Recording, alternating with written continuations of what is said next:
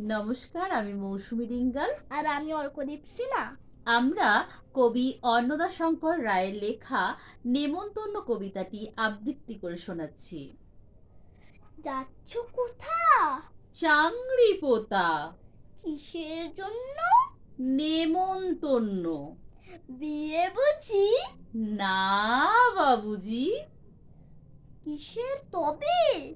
ভোজন হবে। শুধুই ভোজন? প্রসাদ ভোজন। কেমন প্রসাদ? যা খেতে স্বাদ। কি খেতে চাও? ছানার পোলাও, ইচ্ছা কি আর?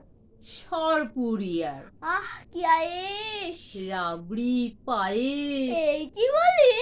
ক্ষীর কদলি, বাহ কি ফলার! সবরি কলার, এবার থামো, ফজলি আমও। আমিও চাই। না মশাই।